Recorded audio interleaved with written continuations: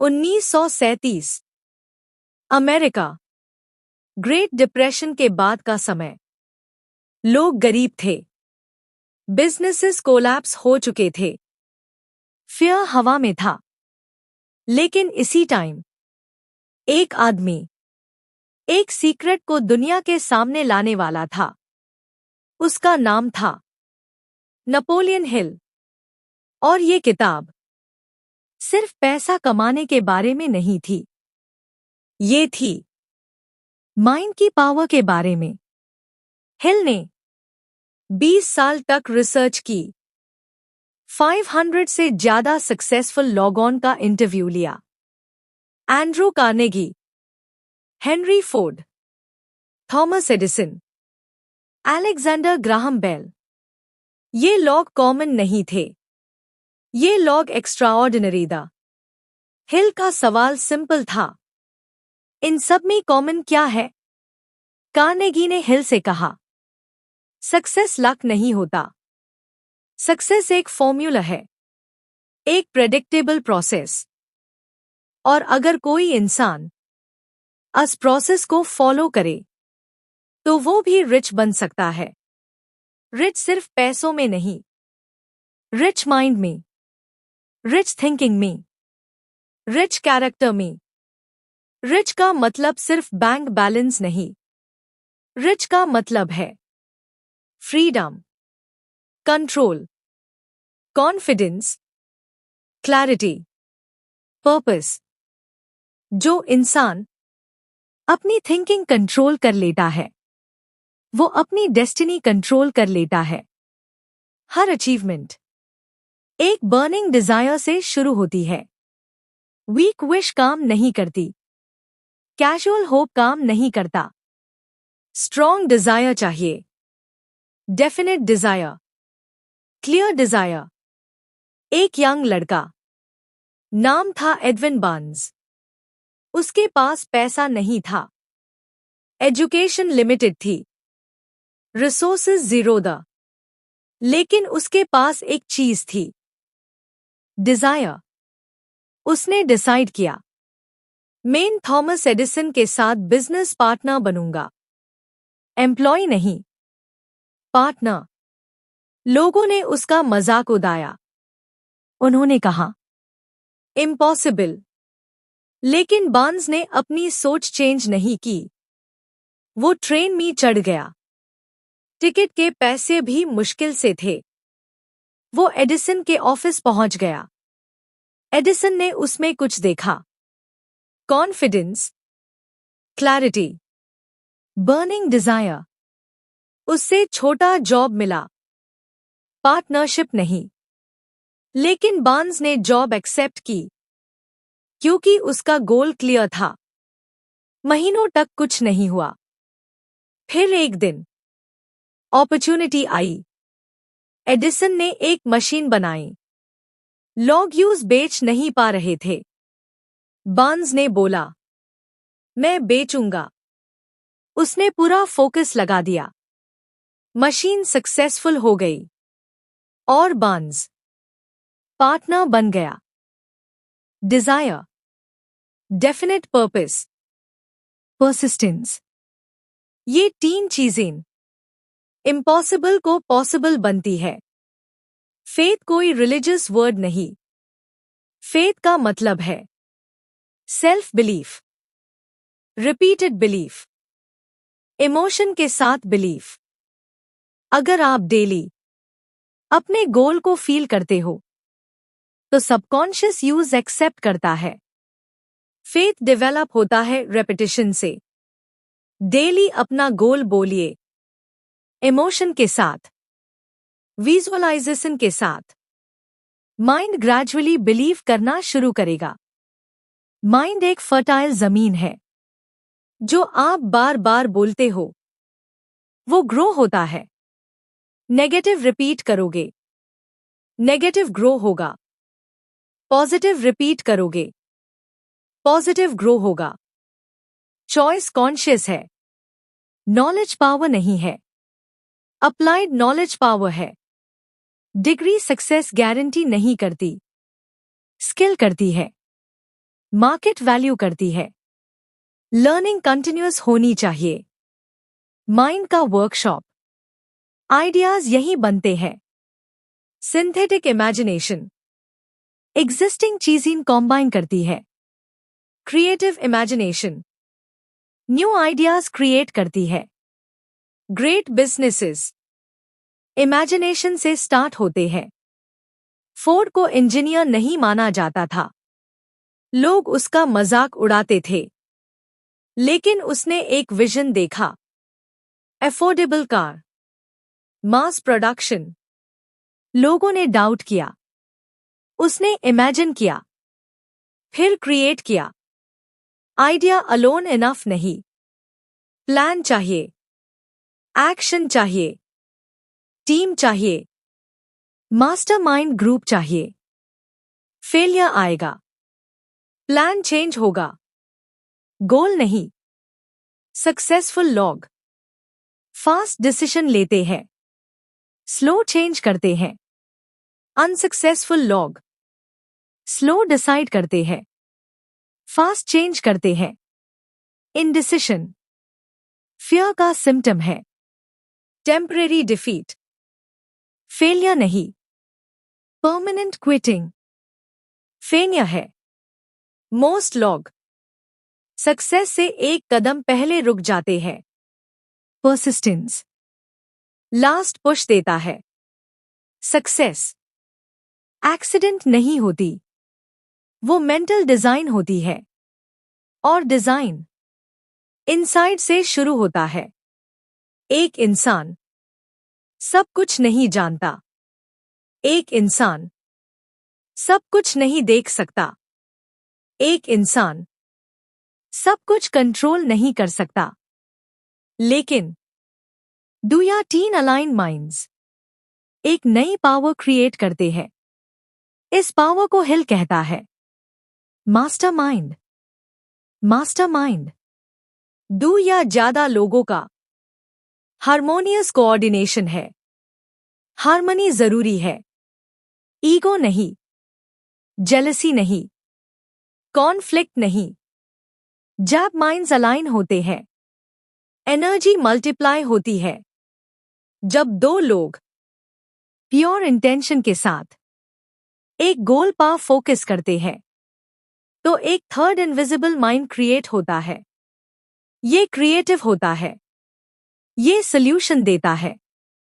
ये क्लैरिटी देता है। ये रैंडम नहीं होता। ये कंबाइंड इंटेलिजेंस का रिजल्ट होता है। एंड्रू कार्नेगी के पास खुद सब नॉलेज नहीं थी। उसने एक्सपर्ट्स को हायर किया। Engineers, managers, strategists. उसका रोल था कोऑर्डिनेशन। इसलिए वो पावरफुल बना। अकेले हीरो मैट बनिए।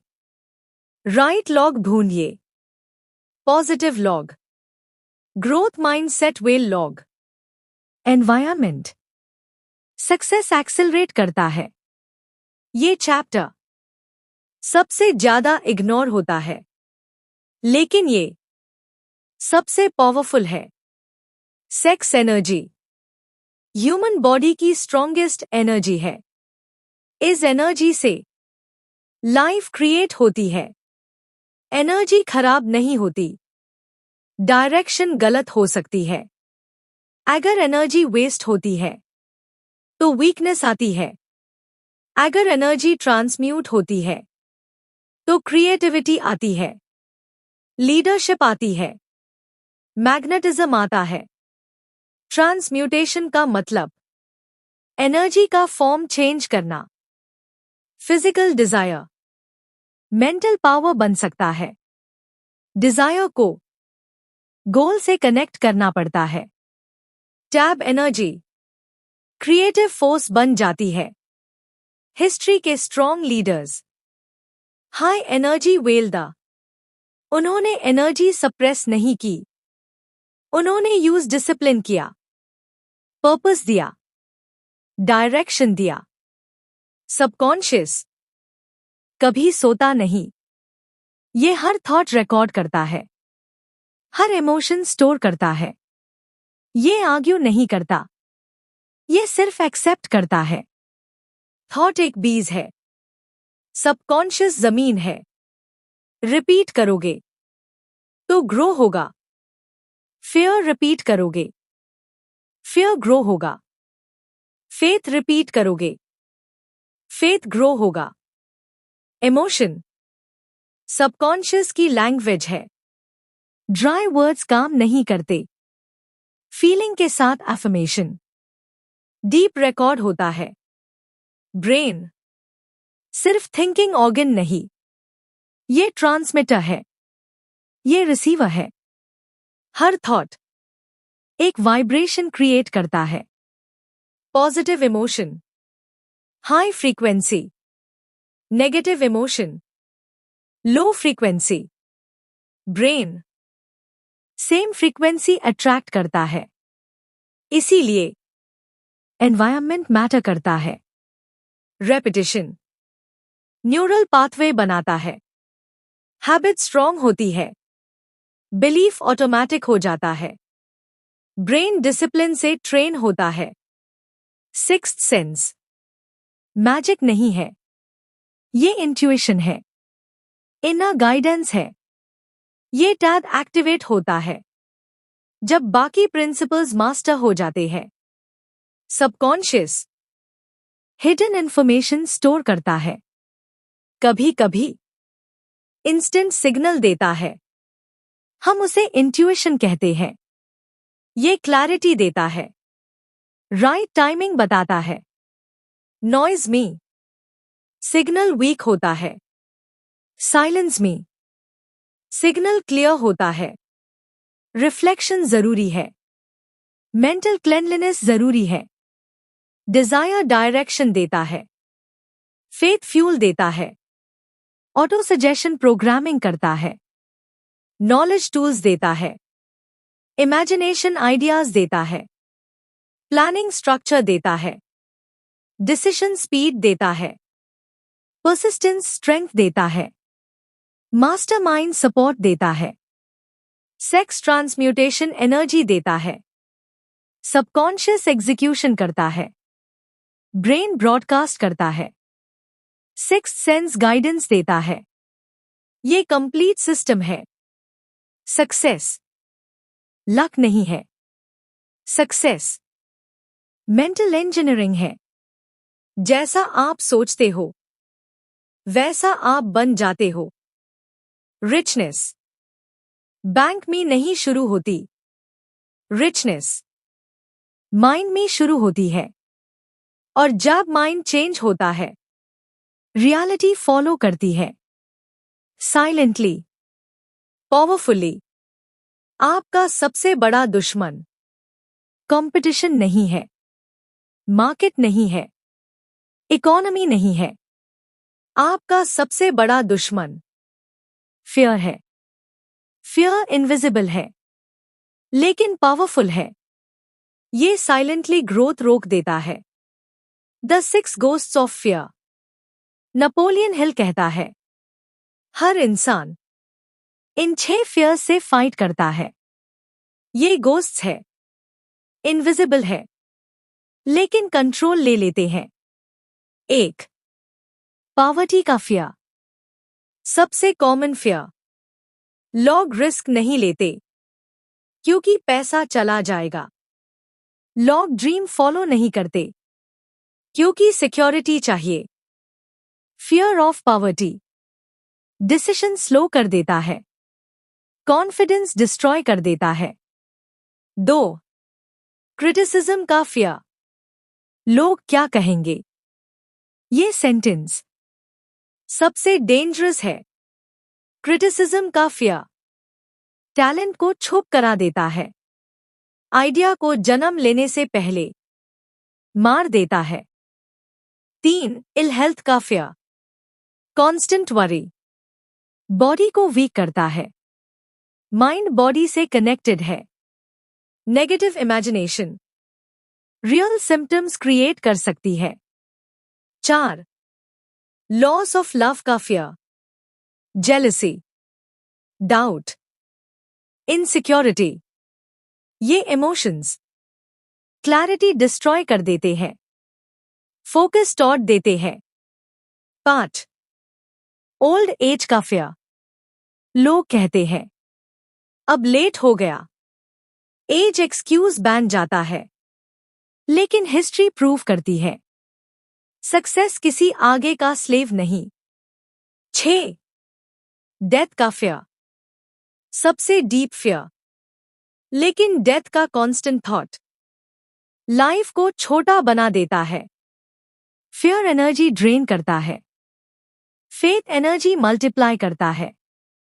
Procrastination, indecision, self doubt, excuses, overthinking, ये सब फियर के साइंस है।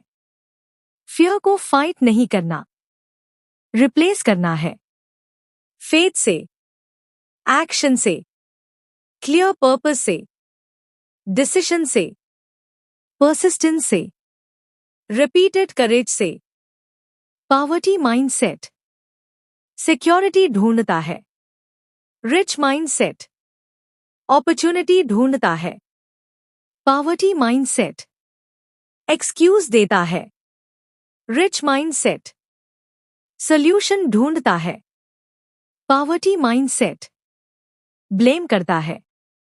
रिच माइंडसेट, रिस्पॉन्सिबिलिटी लेता है। हिल कहता है, खुद से सवाल पूछो, क्या मैं डिले करता हूं? क्या मैं क्रिटिसिज्म से डरता हूं? क्या मैं एक्सक्यूजेस बनाता हूं? क्या मैं अपने गोल को क्लियरली जानता हूं? ऑनेस्ट आंसर, ट्रांसफॉर्मेशन का फर्स्ट स्टेप है। माइंड एक गार्डन है, फियर वीड्स है, फेथ फ्लावर्स है। डेली क्लीनिंग जरूरी है, डेली फोकस जरूरी है, डेली रेपिटेशन जरूरी है। सक्सेस एक इवेंट नहीं, एक हैबिट है। थिंक एंड ग्रो रिच सिर्फ पैसा की किताब नहीं, ये सेल्फ मास्टरी की किताब है। ये इमोशनल कंट्रोल की किताब है। ये मेंटल डिसिप्लिन की किताब है। रिच बनना सबसे पहले अंदर होता है। अगर आप डिजायर को क्लियर करते हो, फेथ डेवलप करते हो, माइंड प्रोग्राम करते हो, राइट लॉग चूज करते हो, एनर्जी डिसिप्लिन करते हो, फियर को रिप्लेस करते हो, तो सक्सेस नेचुरल हो जाता है।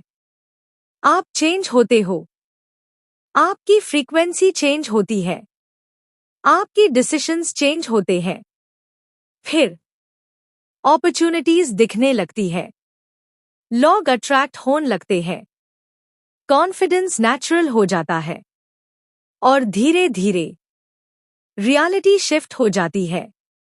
आपका फ्यूचर किसी और के हाथ में नहीं है, वो आपके माइंड में है। जो आप रिपीट करते हो, वो आप बन जाते हो। जो आप बिलीव करते हो, वो आप क्रिएट करते हो। रिचनेस आउटसाइड नहीं मिलती, वो इनसाइड डिजाइन होती है। और जब डिजाइन कंप्लीट होता है, दुनिया उसे इग्नोर नहीं कर सकती। Silently, powerfully, inevitable,